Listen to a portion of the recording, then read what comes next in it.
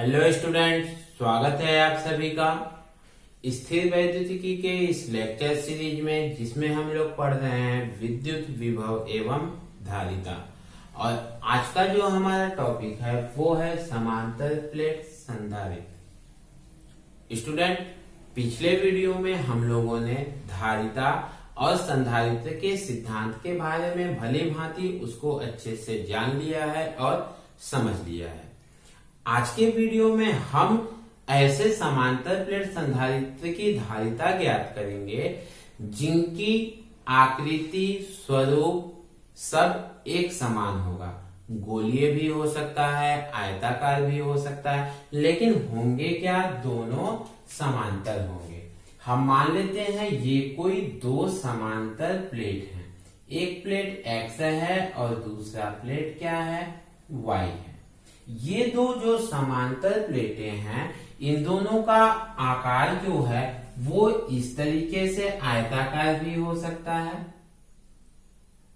ठीक है। ऐसे एक प्लेट हो और दूसरी प्लेट भी इसी के क्या हो, समरूप हो, ऐसे ये भी ऐसे भी हो सकता है। दो के दोनों प्लेटें क्या हो सकती हैं, ऐसे गोलीय भी हो सकती हैं, ठीक है। लेकिन दोनों क्या होंगे, समांतर होंगे, इसलिए इसको समांतर प्लेट संधारित्र कहा जाता है, ठीक है। अब हम प्लेट x को क्या करते हैं, इसको हम प्लस q आवेश देते हैं। जब इसको हम प्लस आवेश देते हैं तो होता क्या है कि ये जो दूसरा प्लेट y है, इसके नजदीक वाले सिरे पर माइनस आवेश, नजदीक वाले सिरे पर माइनस आवेश और इसके इस दूर वाले सिरे पर प्लस आवेश प्रेरित हो जाता है।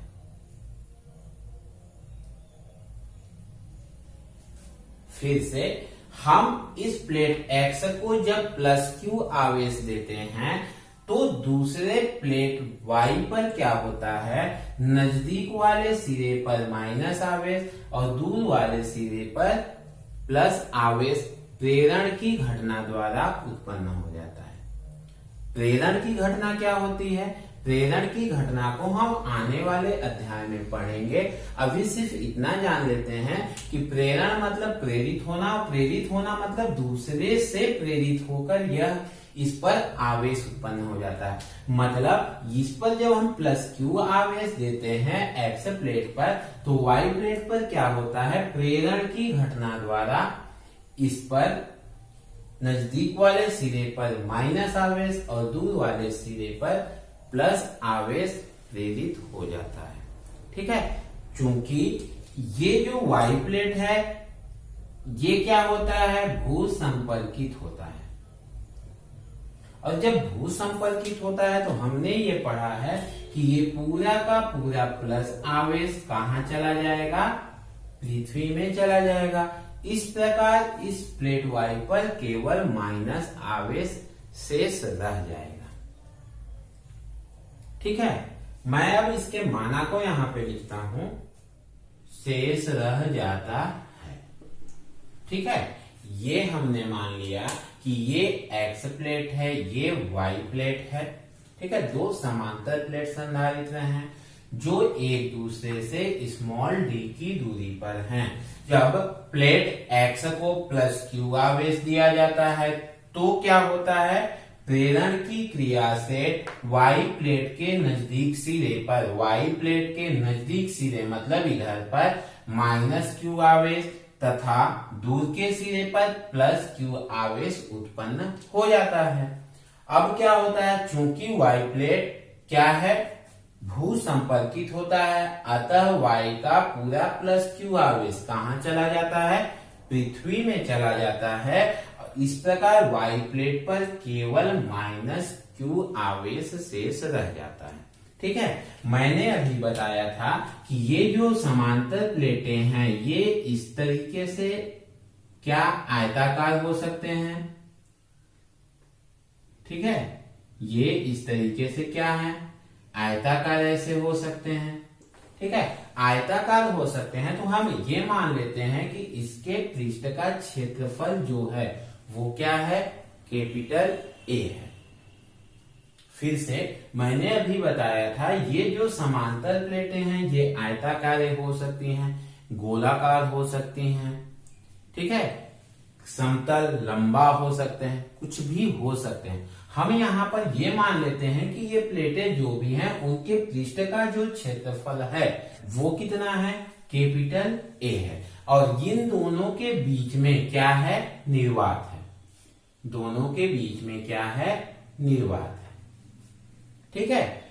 अब क्या होता है, चूंकि ये प्लस क्यू आवेश है, ये माइनस क्यू आवेश है, तो इसमें क्या विद्युत क्षेत्र रेखाएं निकलेंगी, और विद्युत क्षेत्र रेखाएं जो निकलेंगी उनकी दिशा क्या होगी, प्लस से निकलेगी, माइनस पे जाकर समाप्त होती हैं, मतलब प्लस से निकलेंगे और माइनस की ओर होंगी। इनकी जो दिशा होगी वो क्या होगी, इस तरीके से होगी,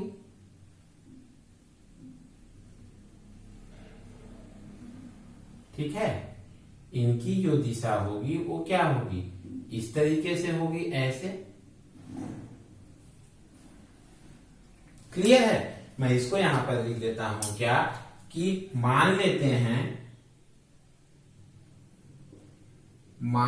हैं कि दोनों प्लेटों के मध्य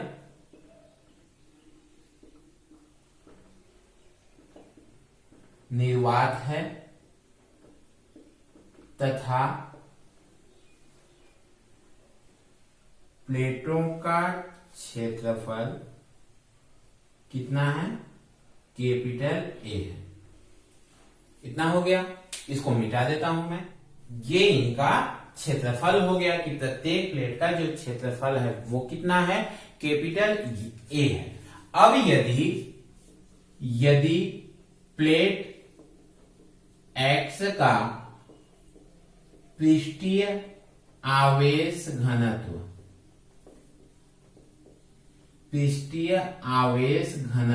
कितना हो, सिग्मा मान लेते हैं हो, ठीक है। सिग्मा मानने के बाद आपको थोड़ा बहुत कुछ तो याद आ जाना चाहिए कि हमने जब समतल चादर वाला ज्ञात किया था विद्युत क्षेत्र, उसमें क्या था, पृष्ठ था समतल चादर का। इसी तरह जब समतल चादर है तो इसका क्या है, पृष्ठ है, ठीक है, और पृष्ठ है तो हमने उसका क्या लिया था, पृष्ठीय क्षेत्रफल ए, और पृष्ठीय क्षेत्रफल पर एकांक क्षेत्रफल पर आवेश की मात्रा कितना लिया था, सिग्मा। अब एक्स पर कौन सा आवेश है, प्लस है, तो एक्स का पृष्ठीय आवेश घनत्व सिग्मा होगा, तो वाई पर y का पृष्ठीय आवेश घनत्व कितना होगा, पृष्ठीय आवेश घनत्व कितना होगा, माइनस सिग्मा होगा, ठीक है। अब दोनों के बीच में कितना विद्युत क्षेत्र लगेगा, फिर से दोनों के बीच में प्लेट x और y के मध्य, प्लेट x और y के मध्य लगने वाला विद्युत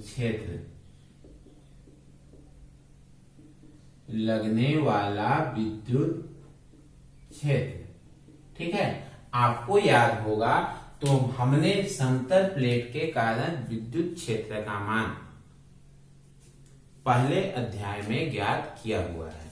वहां जब विद्युत क्षेत्र ज्ञात कर रहे थे तो कितना था, विद्युत क्षेत्र E equal to sigma upon 2 epsilon naught, ये था।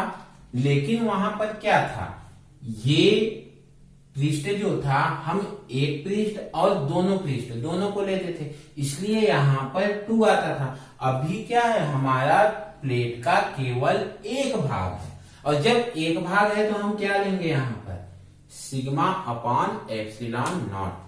फिर से ध्यान दीजिएगा, हमने जब वहां पर ज्ञात किया था तो हमने एक ऐसे बेलन बनाया था, दोनों पृष्ठ पर हमने क्या बनाया था, ऐसे बेलन बनाया था, ठीक है। और दोनों पृष्ठ पर बेलन बनाया था तो हमने दोनों पृष्ठों के तरफ पृष्ठ के इस तरफ भी और पृष्ठ के इस तरफ भी ज्ञात किया था, तब हमें मिला था 2E equal to epsilon upon 2E equal to sigma upon epsilon naught. क्यों 2E क्यों आया था? इस पृष्ठ के कारण अलग विद्युत क्षेत्र और इस पृष्ठ के कारण अलग विद्युत क्षेत्र, इस कारण 2E आया था। लेकिन अभी हम जो यहाँ पर निकाल रहे हैं केवल पृष्ठ के एक ओर निकाल रहे हैं, एक ओर निकाल रहे हैं, मतलब यहाँ पर क्या आएगा? केवल E आएगा, E equal to sigma upon epsilon naught. Clear है? ये हो गया हमारा क्या? समीकरण नंबर 1। अब यदि दोनों प्लेटों के मध्य, यदि दोनों प्लेटों के मध्य विभवांतर भी हो तो हम ये मान लेते हैं कि दोनों प्लेटों के मध्य विभवांतर कितना हो? V हो। और जब V होगा वो हमने क्या पढ़ा था? E equal to minus dV by d r. R क्या था? दोनों के बीच की दूरी। अभी यहाँ पे दूरी क्या है? ठीक, दूरी क्या है? यहाँ पर D है, मतलब इसको ये dV क्या है? विभवांतर है। विभवांतर बटे क्या है? दूरी है। ठीक है, माइनस चिन्ह के साथ। तो माइनस चिन्ह क्या बताता था? माइनस चिन्ह विभव प्रवणता को, इसमें जैसे जैसे दूरी बढ़ेगा वैसे वैसे विभव भी क्या होता था? कम होता था। इसलिए हम यहाँ पर अभी क्या करेंगे? माइनस को छोड़ देंगे। माइनस तो हमको ये दर्शाने के लिए था कि दूरी के साथ साथ विभव में क्या हो रहा है? कमी हो रहा है। ठीक है, सूत्र को अभी हम लिखेंगे तो यहाँ पर इसका तिर्यक गुणा कर देंगे तो विभवांतर बराबर क्या हो जाएगा? विभवांतर बराबर E इंटू दूरी। ठीक है, विभवांतर क्या है? V है, बराबर E का मान कितना आया है? Sigma upon epsilon not into दूरी का मान कितना है? D है। दोनों के बीच की दूरी कितनी है? D है।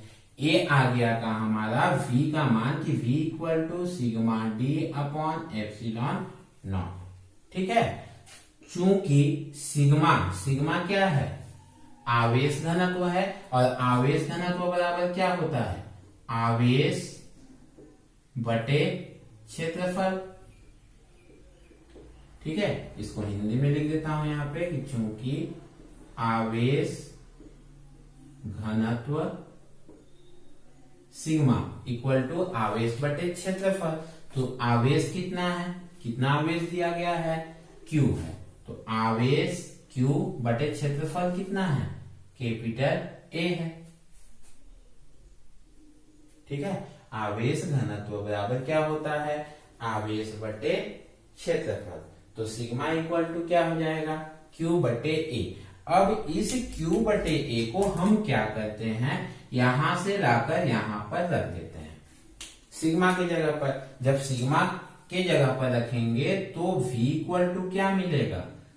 Q D बटे एप्सिलॉन नॉट A। ए हो गया समीकरण नंबर 2। क्लियर है इतना?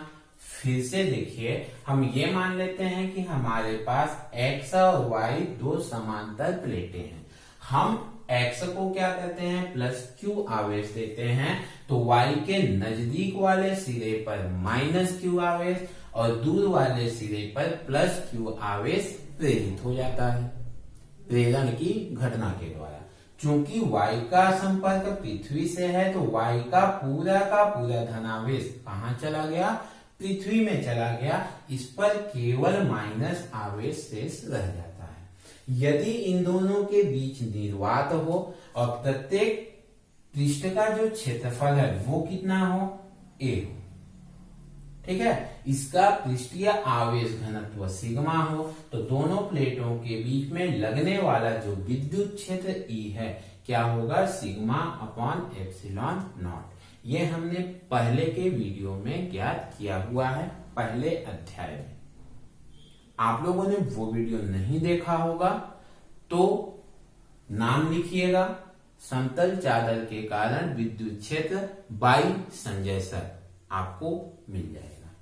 ठीक है, अब क्या होता है, यदि दोनों प्लेटों के मध्य विभवांतर भी हो तो E बराबर क्या होता है, माइनस dV बाई dr। ये हमने ज्ञात किया हुआ है। dV क्या है, विभवांतर है, dr क्या है, दूरी है। गुणा कर देंगे तो विभवांतर बराबर क्या हो जाएगा, E इंटू दूरी। E का मान यहां से सिग्मा अपॉन एप्सिलॉन नॉट, और दूरी क्या है, दोनों के बीच की दूरी d है। ठीक है, तो V बराबर क्या हो जाएगा, sigma d upon epsilon not. अब आवेश घनत्व सिग्मा बराबर आवेश बटे क्षेत्रफल। आवेश कितना है, Q है, क्षेत्रफल कितना है, A है। मान यहां पर रख दिया और इस मान को ले जाके हमने यहां पर रख दिया। ठीक है, हमको अब ज्ञात क्या करना है, समांतर प्लेट संधारित्र की धारिता। ठीक है, हमको क्या ज्ञात करना है, समांतर प्लेट संधारित्र की धारिता। यदि इनकी धारिता, आप इसका फटाफट फोटो खींच लीजिए, फिर मैं आगे बढ़ता हूं। चलिए, अब क्या, यदि संधारित्र की धारिता कितनी हो, कैपिटल C हो तो C इक्वल टू क्या होता है, आवेश बटे विभवांतर।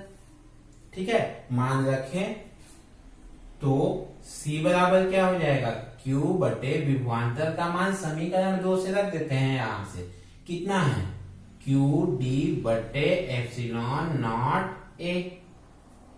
यहां पे क्या होगा, ऊपर नीचे Q और Q क्या होगा, कट जाएगा, ये कट जाएगा तो एप्सिलॉन नॉट A कहां चला जाएगा, ऊपर चला जाएगा।